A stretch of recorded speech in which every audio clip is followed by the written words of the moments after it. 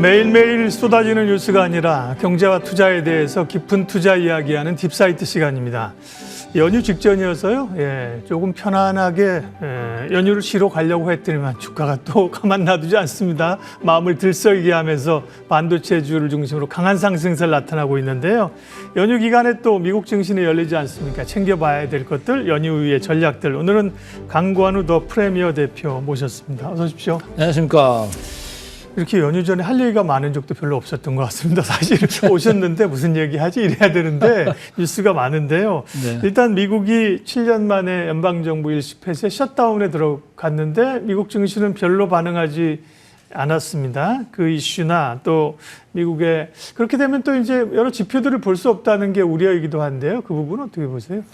되게 좀 안 좋은 네. 상황인 거죠. 네. 뭐 FOMC 미팅이 이제 10월 이번 또 말에 있는데 그러면 데이터 디펜던트한 연준에서는 뭔가 데이터가 좀 있어야 되는데 셧다운을 일부를 해버리면 데이터를 볼 수가 없잖아요. 지금 고용 지표도 뭐 나와야 되는데 그런 것도 없고 그다음에 뭐 CPI도 마찬가지고 그렇죠. 소매 판매도 마찬가지. 이게 데이터들이 있어야지 하는 건데 지금 추측으로 갈 수밖에 없다. 그런데 시장에서는 이제 그 연방정부 셧다운하는 거를 야 이게 어쨌든 뭐 연방정부에서 임시적으로 지금 셧다운하는 거다 이런 이제 생각도 하는 것도 있겠지만은 이게 무급휴직이잖아요. 돈을 이제 안 받을 수 있다. 이제 중후반으로 가면서 뭐 진짜로 그 길어지면 돈을 못 받을 수도 있는 이런 상황. 그러면 경기가 어떻겠습니까? 미국 GDP가 0.1에서 0.2% 포인트 더 내려갈 수도 있는 이런 상황이 오면 오지 안 오지는 않는다. 그리고 그 관세를 최근에 이제 부과해가지고 CPI, BPI가 영향을 받고 있고 영향권에 여전히 있기 때문에 이거는 또 추가적으로 올라갈 가능성이 있는 거 아니냐. 어쨌든 추측의 영역이기는 합니다만은 연방 정부 셧다운부터 시작해서 모든 이런 이제 재료들이 페드로 하여금 FOMC로 하여금 야 이제는 금리를 안 내릴 수가 없겠구나. 그래서 금년에 뭐 한 번에서 두 번 이런 생각을 했던 사람들이 이제는 두 번 연속해서 빵빵 이렇게 지금 내릴 수밖에 없는 거 아니냐? 그러면 금리가 인하가 이제 방향을 잡는다고 하면은 전체적으로 시장이 바라는 그쪽 방향인 거는 맞는 것 같고 멀티플이 올라간다는 얘기예요. 그러니까 시장에 멀티플이 지금 고공행진을 하고 있고 상당히 높은 수준에 가 있지 않습니까? 그러니까 선행 PER 기준으로 S&P 500이 지금 23배를 넘어가서 페드 의장까지 지금 불편하게 하고 있는 이런 시장인데 멀티플이 올라간다라고 보면서 미국 시장은 계속 좀 달리는 것 같은데 우리 시장 오늘은 좀 캐치업을 하고 있잖아요. 근데 이제 어쨌든 미국 시장이 달리는 거 플러스 거기서 이제 마이크론이 강했기 때문에 우리 시장까지도 영향을 주는 것 같습니다. 말씀하신 것처럼 뭐 어제 있었던 ADP 민간 고용 이런 거는 이제 신뢰도가 조금 낮고요. 연준에서는 공식적인 데이터를 볼 텐데 데이터를 볼 수 없다. 그러나 우리는 데이터를 보고 움직여라고 해서 가만히 있을 수 없는 그런 흐름이죠. 그죠? 금리를 내리는 분위기일 거고. 말씀 나온 길에 이제 AI 버블과 관련된 논쟁이 몇 차례 있었고, 주가도 성장주들이 가면서 분명히 고평가 영역인 건 맞는 것 같아요. 그럼 사실 버블이냐, 이제 조심해야 될 때냐, 그래도 여전히 이 버블을 즐길 때냐, 그렇게 질문을 드린다면요. AI 버블이 일부는 있는데 아닌 것들도 있는 것 같아요. 엔비디아나 저는 뭐 마이크론 테크놀로지를 주야장창 계속 뭐 아주 싼 회사다 이렇게 얘기를 하고 있고 어제 뭐 간밤에 많이 올랐습니다만 여전히 제 눈에는 되게 싼 주식이고 그와 더불어서 SK 하이닉스는 그것보다도 더 싼 주식이다 이렇게 이제 말씀을 드리고 싶어요. 오늘 뭐 급기야는 이제 40만 원 터치를 했죠. 그렇게도 불구하고 AI에 이런 지금 현재 이제 AI가 퍼지려고 하는 거잖아요. 하드웨어 쪽에 지금 이제 방점을 찍고 이쪽에 있는 뭐 칩 회사들 이런 것도 있고 그다음에 엔비디아 AI 칩을 하는 회사들 주가들도 계속적으로 견조하고 그래서 소프트웨어 쪽으로 넘어가는 일부 이제 주가 이제 흐름도 있습니다만 아직까지는 AI 하드웨어 쪽에서 튼튼하게 그 전체적으로 그 장을 드라이브 하고 있다 이렇게 보시면 돼요.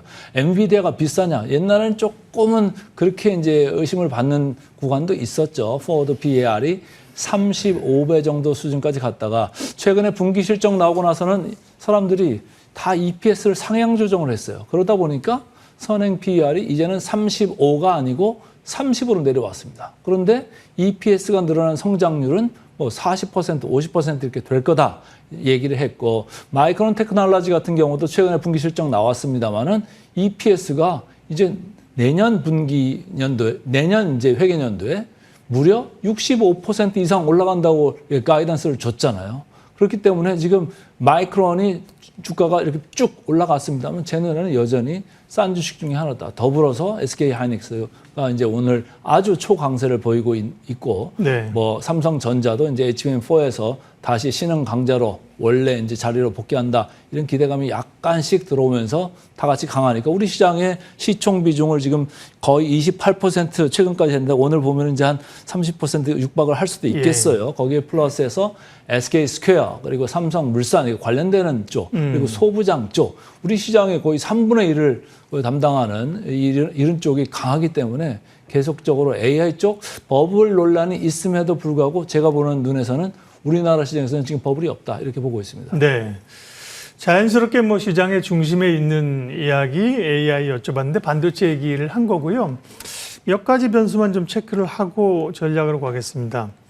오늘 뭐 금값 얘기하는 것 같은 게 맞는지 잘 모르겠는데, 그죠? 사실은 시장에 대한 우리 약간의 버블, 뭐 성장에 대한 우려 이런 거 얘기하면서 또 금값 얘기하는 게 맞는지 모르겠는데, 어쨌든 세상이 불안한 건 맞으니까 금값도 한 3,300달러에서 옆으로 좀 쉬다가 3,900달러까지 왔어요. 그래서 금도 어떻게 하나의 자산으로서 일정 부분을 조금씩 가져가는 것도 괜찮은 전략인지. 어떻게 보세요? 그러니까 이제 사람들마다 성향들이 다 다르기 때문에 그럼 금을 100% 들고 갈 거냐, 그건 아닌 그렇죠. 거죠. 네. 그러니까 금을 한 뭐 5%, 10% 그 정도는 부분적으로 들고 갈 수 있는 거 아니냐. 아무래도 좀 방어적인 기제가 그렇죠. 있는 분들은 금을 계속 금에 눈이 갈 수밖에 없어요. 왜냐? 금년에 벌써 46% 이상 이렇게 지금 올라와 있지 않습니까?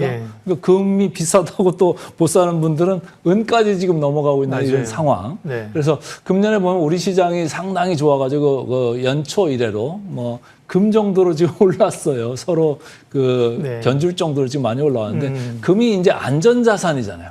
안전자산이니까 그렇죠. 시장이 많이 올라왔으니까 좀 조정을 받지 않을까, 이런 생각을 하는 분들도 들어가고 있는 거고, 인플레이션이 계속 스테이키한, 그러니까 고공행진을 벌이고 있는 CPI가 좀 걱정되는 분들도 이제 금을 사려고 하는 거고, 그 와중에 미국 달러와의 위상이 조금씩 약해지는 것 같으니까 중앙은행들이 계속적으로 금 사재기를 이제 하고 있는 거고, 이런 복합적인 여러 것들이 들어가고 있는데 사실은 연평균으로 보면 지난 한 5, 6년 보면 연평균 한 11%, 12% 이렇게 올랐던 금값이거든요. 근데 금년에 46% 이 정도로 올랐다고 하는 거는 평상시의 모습은 아니다.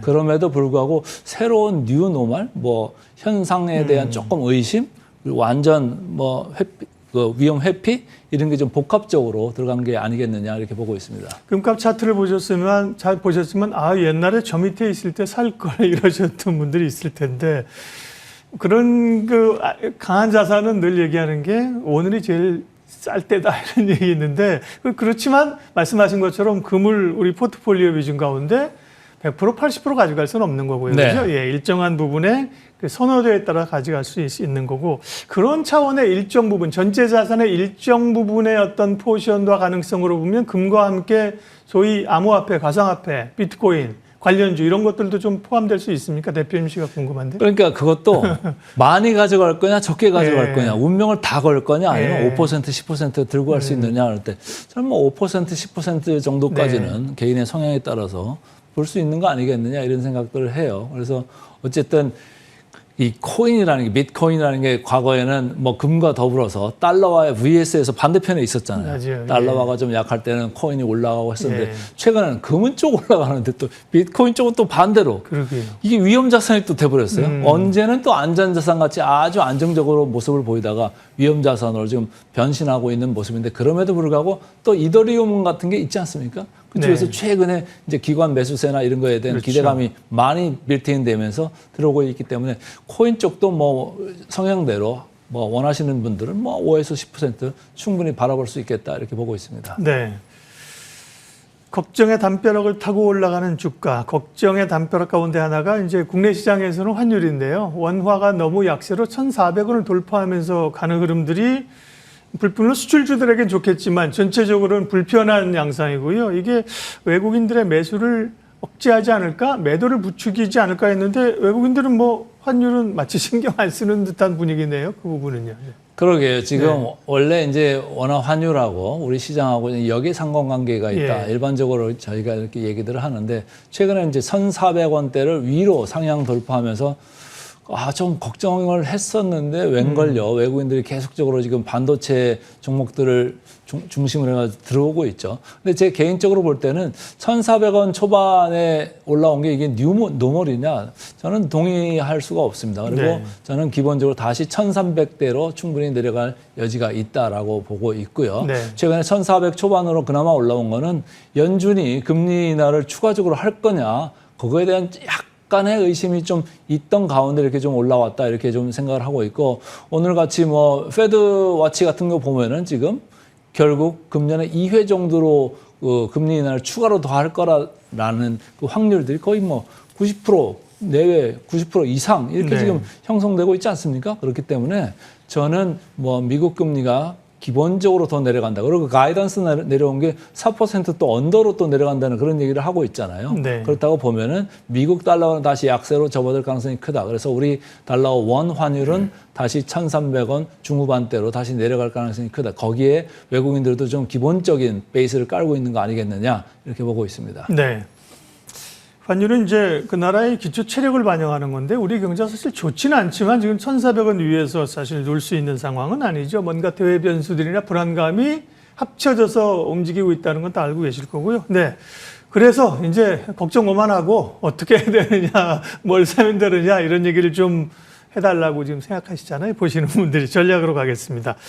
9월이 전통적으로 뭐 우리도 그렇고 미국도 그렇고 약세장이라 그랬는데 9월도 월간으로 보면 우리 시장이 제일 강해서 강했고요. 10월은 어떻게 글로벌리 보면은 괜찮은 달이죠. 우리 시장도 10월에 연휴 이후에 이 상승 기운을 좀 몰아서 갈 수 있을 걸로 보세요? 저는 뭐 연초 이래로 우리 시장 금년에 상당히 뭐 회복이 빠를 수 있다. 그리고 상승폭이 좀 높을 수 있다. 이렇게 생각을 했고 제가 최근에 뭐 낸 책 K 증시혁명에서도 계속 얘기를 했습니다만 이 랠리 강세장이 그냥 끝날 장이 아니다. 그리고 이거는 좀 길게 갈 수 있다. 저는 27년, 28년까지도 연장될 수 있다. 이런 선상에서 이제 제가 계속적으로 메시지를 시장에 던지고 있고요. 금년 하반기만 이제 놓고 보면은 지금 정기국회에서 3차 상법 개정이 뭐 가네, 안 가네, 뭐 이제 의심들이 좀 있었잖아요. 최근에 조금 지연되는 이슈가 있어서 자사주 소각을 의무화하는 게 진짜 과연 실행될 거냐. 그 이전에 뭐 교환사채나 이런 걸로 해가지고 오히려 덤태기를 쓰는 지금 상황이 이제 발생을 하고도 있는 이런 그 와중에 외국인들이 지금 계속 들어오고 있고 저는 3차 상법 개정이 조금 지연된다 하더라도 저는 큰 문제는 없다. 금년 안으로 다 마무리될 거다 이런 생각을 하고 있고 특히 또 이제 우리가 연말로 가면서 중요한 거는 배당입니다. 배당을 갖다 이제 분리과세하는 걸 확실히 이제 매조지를 하고 간다고 하면은 상당히 그게 밸류에이션적으로 우리가 시사점을 가질 수가 있습니다. 밸류에이션적으로 어떤 시사점이 있느냐?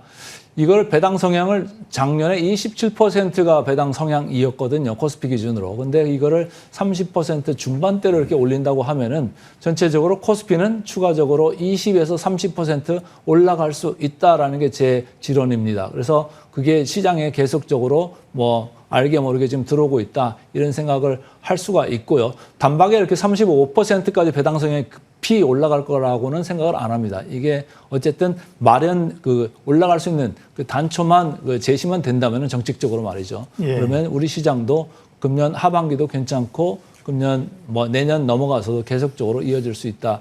이렇게 보고 있습니다. 그리고 최근에 이재명 대통령이 유엔 총회 연설 마치고 제일 마지막에 한 게 외국인들 대상으로 투자 설명회를 했잖아요. 거기서 찾은 회사가 하나 있어요. 제 친정이기도 한 모건 스탠리 오셨나요? 이렇게 했잖아요. 그게 무슨 얘기냐면 외환 시장을 24시간 열어놓겠다 이런 얘기들을 그 전에 이제 얘기가 있었잖아요.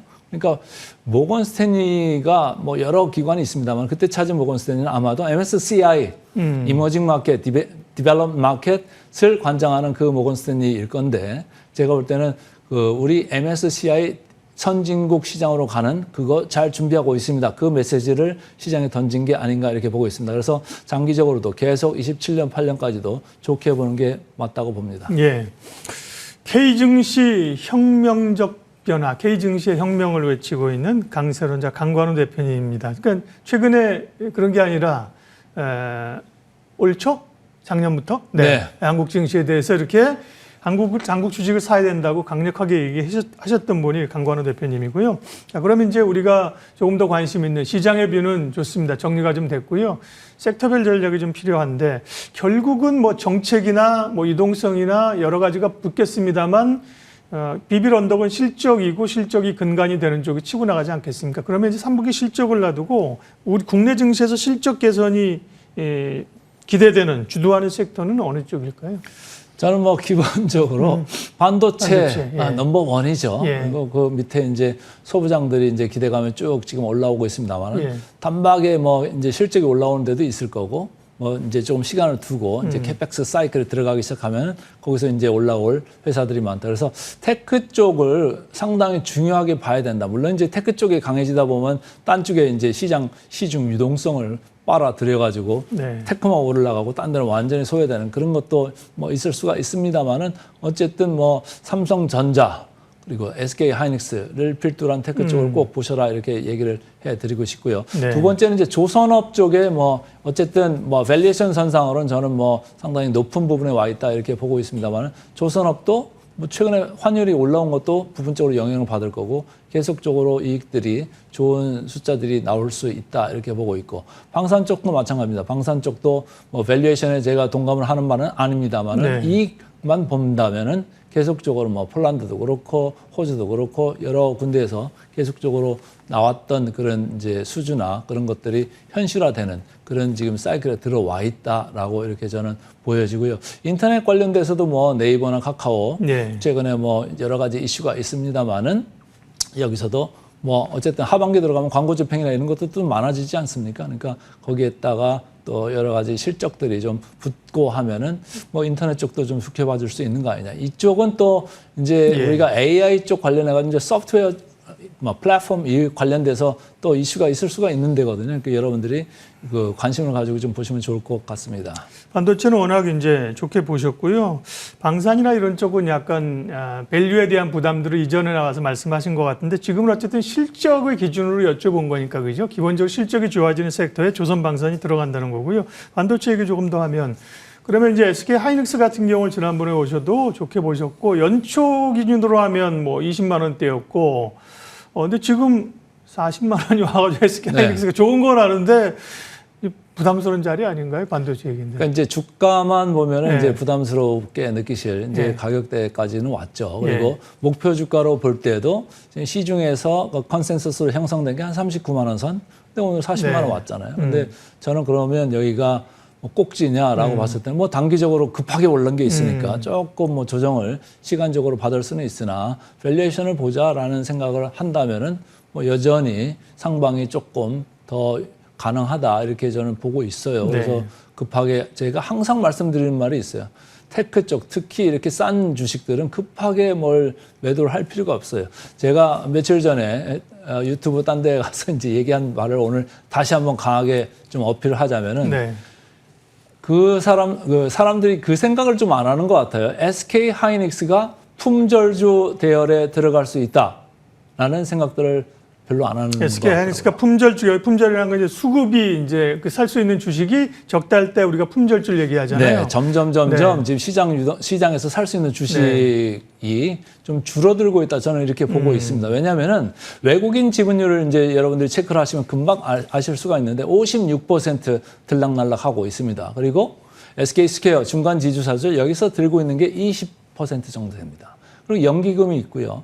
그리고 등등 해서 합쳐보니까 제가 계산한 바로는 시장에서 살 수 있는, 거래될 수 있는 그 지분율이 겨우 12%밖에 안 됩니다. 많이 쪼그라들었습니다. 네. 그래서 앞으로 쭉쭉쭉쭉 올라갈 때 기관들도 담아야 될 거고 그 공매를 쳤던 사람들도 계속 치고 올라가면서도 계속적으로 피를 흘리면서 사들여 가야 될 거기 때문에 제가 볼 때는 이 줄어드는 그 시장 유동성, 주식수 이거를 간과하시면 안 될 것 같습니다.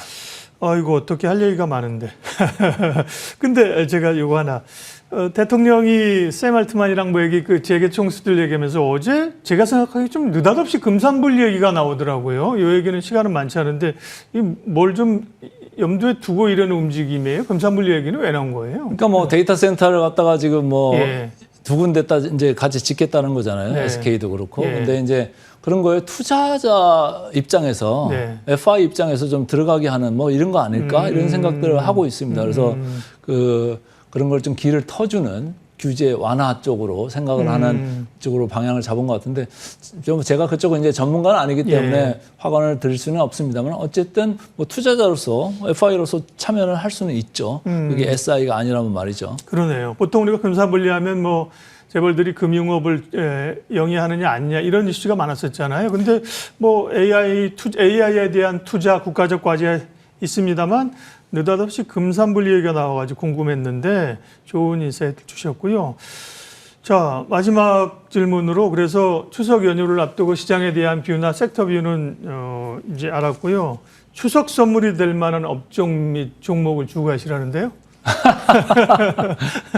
저는 뭐 오늘 나와서 계속 테크 쪽 말씀을 드렸으니까 뭐 저는 테크를 어제 오늘 얘기한 사람이 아니고요. 예. 쭉 찾아보시면은 뭐 금년 내내 테크 쪽 이렇게 강조를 했었는데 이제 삼성전자, 하이닉스 이쪽은 뭐 계속적으로 좋게 보고 있고 네. 삼성전자 밸류체인 선상에 있는 그리고 하이닉스 밸류체인 선상에 있는 그 소부장들이 왔다 갔다 하면서 아마 서로 우열을 가릴 겁니다. 그래서 그쪽을 그 추석 연휴 내내 좀 많이 연구하시면 좋을 것 같고 이제는 또 AI 소프트웨어나 플랫폼 이쪽으로 올라갈 수 있는 와중에 최근에 네이버에서 두나무 관련돼 가지고 그렇죠. 또 뉴스들이 떴어요. 예. 그래서 이쪽의 움직임도 좀 살펴보시면서 가라. 그리고 플러스에서 하나 더 하면 AI를 또 적용할 수 있는 애플리케이션을 할 수 있는 응용 분야들이 쭉 있잖아요. 예. 아직은 조금 유감스럽게도 돈을 많이 버는 그런 회사는 그렇게 많지는 않습니다만 어쨌든 이쪽도 테마로 좀 갈 수가 있다라고 해서 AI 관련되는 부분은 뭐 여러분들이 계속적으로 공부를 하시고